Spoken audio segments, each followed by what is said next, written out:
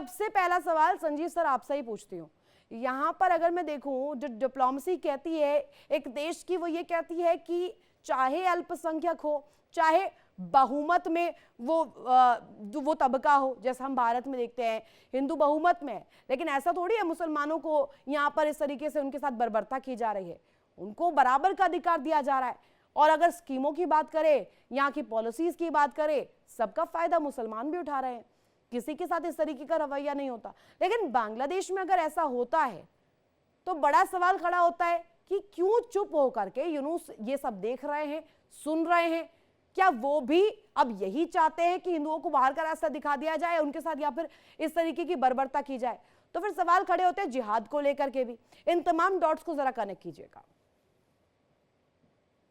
सबसे पहले रितु जी, आपको, हमारे पैनलिस्ट को गुड मॉर्निंग, सुप्रभात।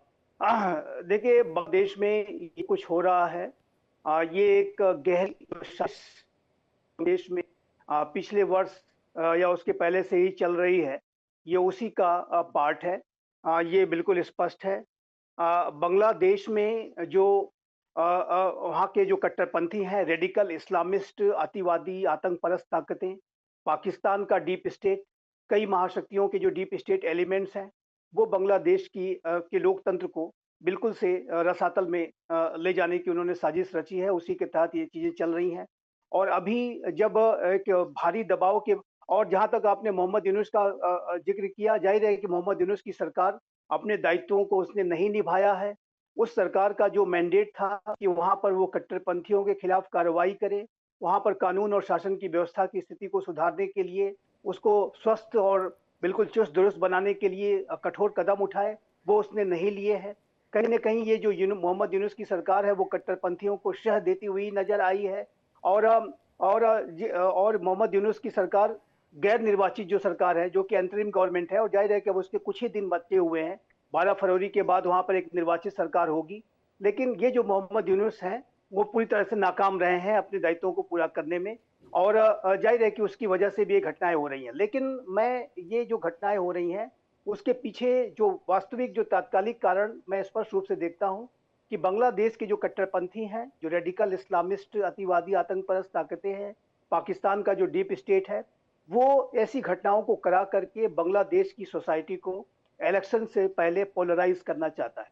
वहाँ के जो रेडिकल्स हैं, जो इस्लामिस्ट हैं, जो आतंकी कट्टरपंथी विचारधारा को रखने वाली जो ताकतें हैं, वो इस तरीके के हमलों को करके बांग्लादेश को रिलीजियस लाइंस पर डिवाइड करना चाहते हैं। और उसका जो लाभ है, राजनीतिक लाभ, राजनीतिक रोटियां सेकना, वो इसी तरीके की आग को लगा करके उस पर वो सेकने की कोशिश कर रहे हैं, और जिसको कि लेकर के बांग्लादेश की आवाम को सजग होना चाहिए। जाहिर है कि जिम्मेदारी मोहम्मद यूनुस की है। हमारी सरकार का जुरिडिक्शन तो वहाँ है नहीं कि हम कोई कार्रवाई करें। और लेकिन जहां तक भारत का पूरी स्थिति को के ऊपर भारत का जो अप्रोच है, देखिए, भारत ने समय समय पर इसके बारे में अपनी गहरी नाराजगी, मैं चिंता ही नहीं कहूंगा, गहरी नाराजगी व्यक्त की है कि किस तरीके से बांग्लादेश में हमारे हिंदू कम्युनिटी के जो लोग हैं उनको टारगेट किया जा रहा है। और हिंदू कम्युनिटी के ऊपर ये जो हमले हैं, इस नए भारत को बर्दाश्त नहीं है। प्राइम मिनिस्टर श्री नरेंद्र मोदी ने लाल किले की इस बात की इस बारे में गंभीरता को समझना चाहिए। मैं ये समझती हूँ कि वहां पर अब जिस तरीके से बर्बरता हो रही है, एक बार को हम इंसानियत के तौर पर भी सोचें और इसको मानव अधिकार से जोड़ें। तो क्या अब पाकिस्तान को मानव अधिकार नहीं नजर आ रहा है? पाकिस्तान जो तालिबान की स्थिति पर बड़ा चीख चीख कर बोलता है, वहां पर लोगों को लेकर के बड़ी चिंता जाहिर करता है, कश्मीरियों के लिए उन्हें बड़ा प्रेम है, लेकिन बांग्लादेश में जो हिंदुओं के साथ हो रहा है उस पर तो नहीं बोलता। यूएन में जब फटकार लगाई जाती है पाकिस्तान को, उसके बाद वो बार बार इस बात को रखता है कि वो तो खुद आतंकवाद से ग्रसित है, जबकि आतंकवाद का अगर सृजन की बात की जाए, आतंकवाद को पालने की, पोसने की बात की जाए, तो पाकिस्तान जो है सबसे नंबर 1 लिस्ट में आता है। अब ऐसे में पाकिस्तानी इन्वॉल्वमेंट कैसे देख रहे हैं इसमें? देखिए रितु जी, पाकिस्तान से कोई अपेक्षा करना बिल्कुल भी जाहिर है कि वो पूरी नहीं होगी। और पाकिस्तान तो इस पूरी स्थितियों को बिगाड़ने का एक स्टेक होल्डर है। वहां जो साजिशें चल रही हैं, पाकिस्तान उसमें शामिल है। उसका जो डीप स्टेट, वहां की आईएसआई, वहां के आतंकी संगठन, और ये जमात इस्लामी बांग्लादेश का जो इतिहास रहा है, उसको तो हम जानते हैं। ये जो जमात इस्लामी बांग्लादेश है, ये जो पाकिस्तान में वहां की सेना बांग्लादेशी के लोगों के ऊपर सारा जुल्म सितम हर तरीके की बर्बरता अत्याचार कर रही थी, तो ये जमात इस्लामी उनके साथ मिलकर के काम कर रहा था और अपने लोगों के ऊपर ही उन्होंने तमाम बर्बरता की। और आज भी जो पाकिस्तान के जो आतंकी संगठन है वो इसी तरीके से जमात के साथ मिलकर के और अन्य कट्टरवादी संगठनों के साथ मिलकर के वो वहां पर आतंक की साजिशें रच रहे हैं, इसमें कोई दो राय नहीं है। कट्टरपंथी जो वातावरण को बनाने की पूरी साजिश रची जा रही है।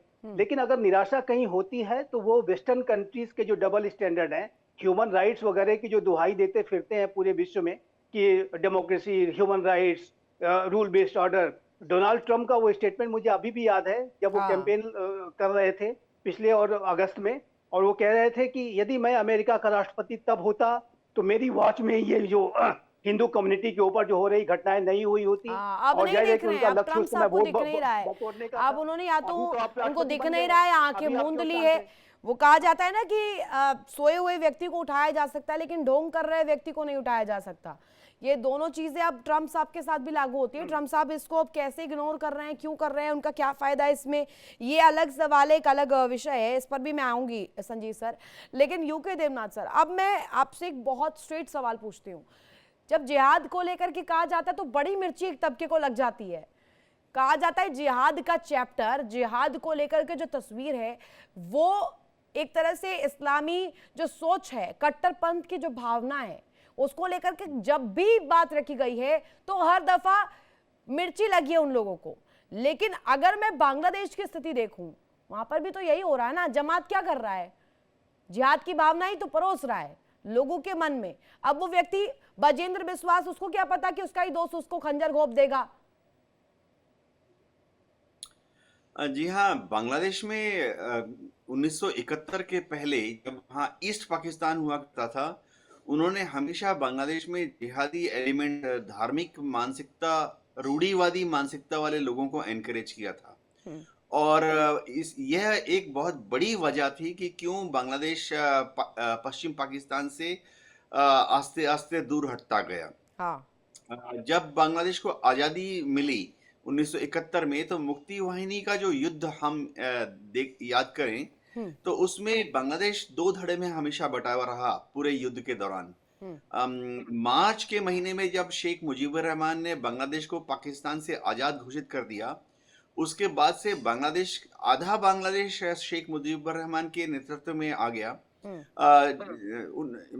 और उन्होंने 16 दिसंबर 1971 तक आधा बांग्लादेश शेख मुजीबुर रहमान के साथ था और उन्होंने पाकिस्तान से अलग होने की युद्ध किए। मुजीबुर रहमान के नेतृत्व में, जैसे हम कहते हैं कि मुक्ति वाहिनी ने काम किया। लेकिन ये भी याद रखना पड़ेगा कि प्राय आधा बांग्लादेश ऐसा था जो कि पश्चिम पाकिस्तान से अलग होना नहीं चाहता था। वह पाकिस्तान का ही हिस्सा बने रहना चाहते थे।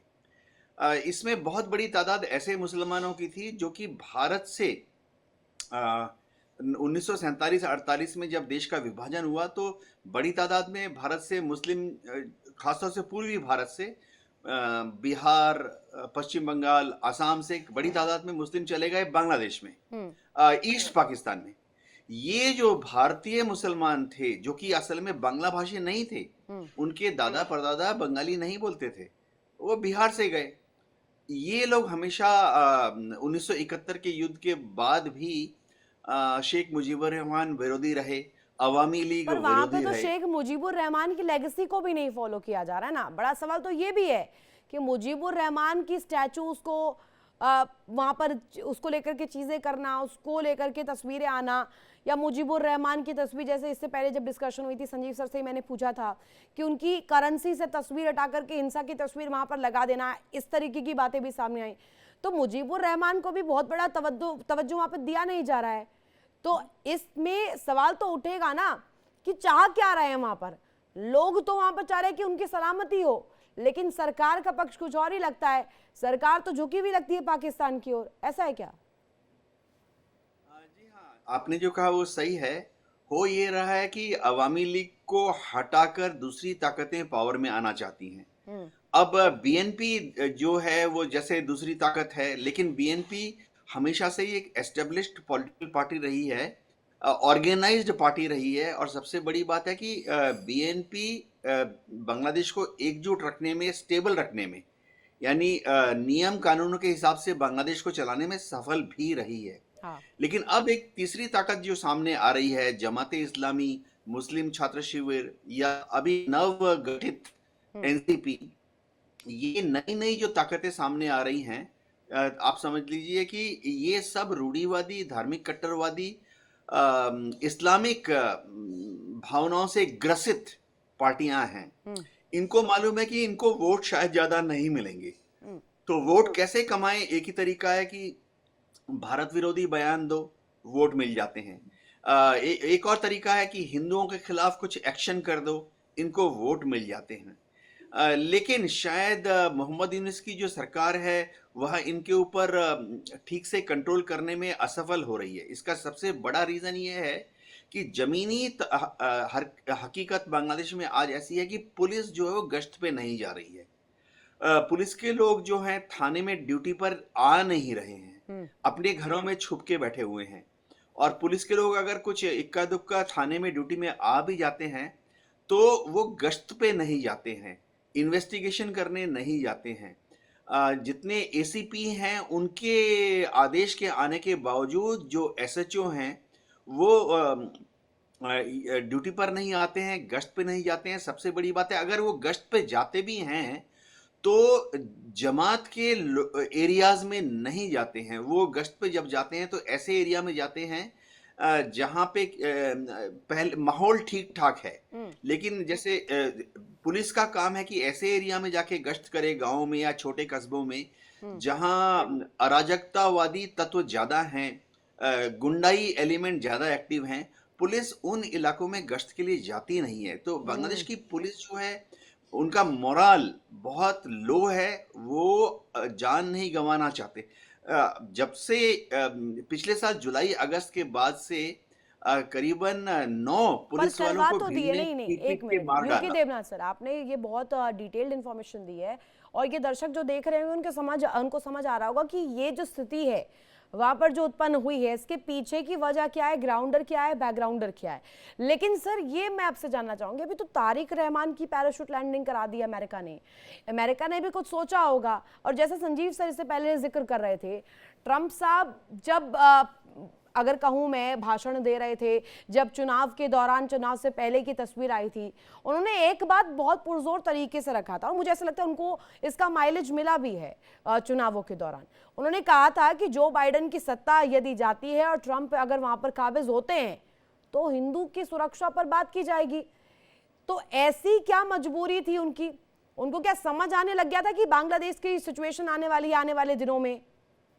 जब पिछले साल जुलाई में बांग्लादेश में ये सब हरकतें चालू हुई तो तब पश्चिमी ताकतों का, पाकिस्तान का और शायद कुछ हद तक चीन का भी एक ही एम था कि किसी तरह से शेख हसीना को, अवामी लीग को सत्ता से हटाया जाए, किसी भी तरह से।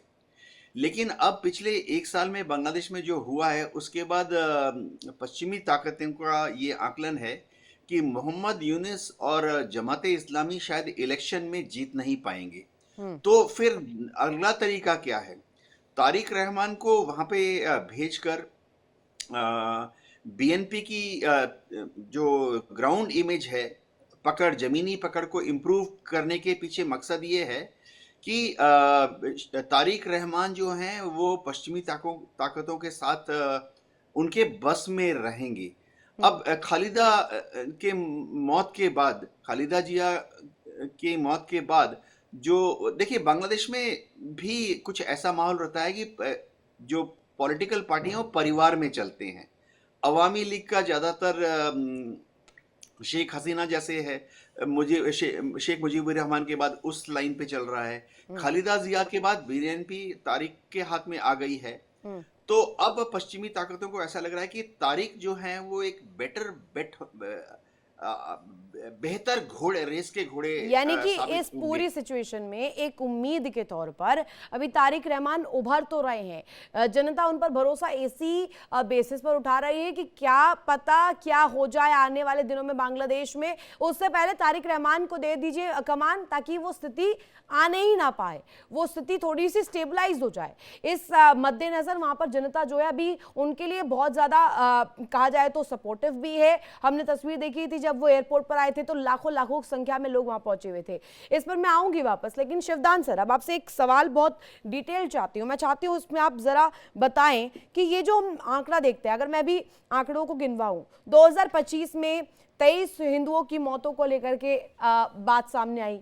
ये प्रतीत होता है कि 23 से भी ज्यादा की संख्या ये हो सकती है। अभी 23 को लेकर के पुष्टियां हुई हैं, 4 तो अभी मैंने गिनवा दिए जिसमें दीपू चंद्रदास है, अमृत मंडल है, बजेंद्र विश्वास है और अभी ये नया नाम खोकन सिंह, जिनकी अभी मौत नहीं हुई है, उनकी हालत बेहद गंभीर बनी हुई है। लेकिन इस बात से पल्ला नहीं झाड़ा जा सकता ना कि उनको सिर्फ वो बच गए हैं, उनके साथ ऐसा प्रयास हुआ लेकिन वो मरे नहीं है। ये भी एक तबका बोलेगा आकर के चीख चीख कर, ठीक है, उस पर भी जवाब दीजिएगा। लेकिन ये जो विस्तृत तौर पर हम देखते हैं एक एक्सट्रीमिस्ट, एक कट्टरपंथी सरकार अभी तक चुप क्यों बैठी है, और क्या इसे स्टेट स्पॉन्सर्ड जेनोसाइड का नाम देना सही होगा? देखिए, हमको ये नहीं भूलना चाहिए कि जिन शक्तियों के द्वारा ये सरकार बनी है वो शक्ति कट्टरपंथी लोगों के द्वारा ही ये हुआ है, और इस सब के पीछे पाकिस्तान की आईएसआई ने पूरा प्लानिंग बनाई है। ओके। पाकिस्तान की आईएसआई ने, पाकिस्तान की सेना जिस प्रकार से पाकिस्तान में अपना कंट्रोल किए हुए है जनता के ऊपर, कट्टरपंथ को बढ़ावा देकर के, पाकिस्तान में जितने भी कट्टरपंथी ग्रुप हैं वो काफी बड़े हुए हैं और वो एक तरह से इनडायरेक्टली पूरी जनता पर उनका कब्जा है। यही तरीका पाकिस्तान की सेना ने बांग्लादेश के लिए अपनाया जब उसने देखा कि शेख हसीना भारत के काफी नजदीक है और बांग्लादेश की तरक्की काफी हो रही है, आर्थिक विकास हो रहा है, तो इससे पाकिस्तान के लोग क्वेश्चन कर रहे हैं कि बांग्लादेश इतना विकसित हो रहा है, हम जो है पीछे रह गए हैं। इसको इसलिए पाकिस्तान की सेना ने वहां पर मुस्लिम कट्टरपंथ को बढ़ावा दिया है बांग्लादेश में, और उन्हीं के इशारों पर ये जो सत्ता परिवर्तन हुआ, स्टूडेंट अनरेस्ट शुरू हुआ बांग्लादेश में, जिसके द्वारा यूनुस को पावर में लाया गया। पर फिर शिवदान सर ये भी सवाल उठेगा कि पाकिस्तान अगर इसमें इतना इंटरेस्ट ले रहा है, ठीक है, एक पॉइंट ये है कि भारत से बदला लेना है, भारत से दुश्मनी आगे बढ़ानी है, या भारत को डिमीन करना है, भारत को नीचा दिखाना है, ये तमाम चीजें हैं। भारत को अगर कनेक्ट ना करते हुए अगर उसके इतर देखें तो पाकिस्तान को क्या फायदा है? पाकिस्तान के पास खुद उनकी आवाम के लिए तो खाने पीने की व्यवस्था है नहीं।